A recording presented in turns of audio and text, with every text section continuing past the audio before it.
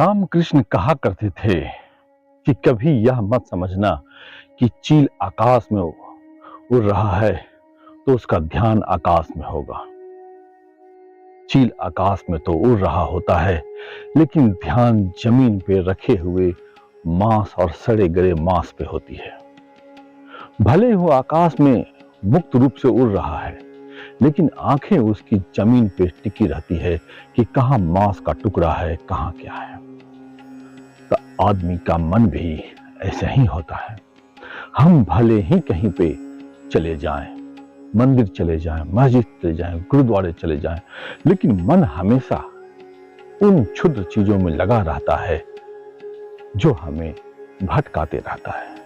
दिखाने के लिए भले ही हम मंदिर मस्जिद में चले जाएं और वहां पूजा कर रहे हैं, लेकिन वास्तविक में हम वहां होते नहीं हैं। कभी आपने देखा है जब मंदिर जाते हैं तो आपके पैरों की गति कैसी होती है, और यदि आप सिनेमा घर जाते हैं तो आपके पैरों की गति कैसी होती है? आप खुद अनुभव कीजिए, क्या दोनों के पैरों की गति एक जैसी होती है? नहीं होती है। मंदिर जाते हैं तो ऐसा लगता है कि बस एक बोझ है, चलो एक काम है, चलो कर लिए। लेकिन यदि वही जब कदम आपके जब जाते हैं सिनेमा घर की ओर, तो आप नाचते हुए जाते हैं, गुदगुदाते हुए जाते हैं, प्रफुल्लित होकर जाते हैं कि चलो आज कुछ सिनेमा पिक्चर देखना है साथियों के संग। मंदिर जब जाते हैं तो ऐसे कोई पगध्वनि हमें सुनाई नहीं पड़ती है कि हमारे पैर में कोई घुंघरू बज रहे हैं। बस लगता है थका मांदा चले जा रहे हैं। इसलिए ये मत समझिए कि आप जो सोचते हैं वही है।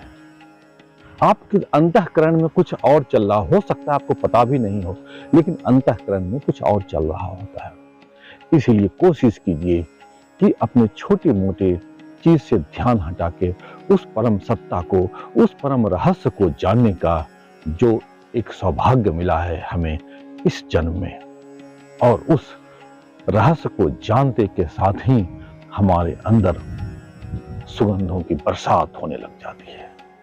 चमत्कार ही चमत्कार कहते हैं। इसलिए तो जिन्होंने सत्य को और परम सत्ता को जाना है, वह मौन होके भी इतनी प्रफुल्लित रहते हैं कि आप उसके पास जाते हैं तो आपको वह छूने लगता है, वह मौन।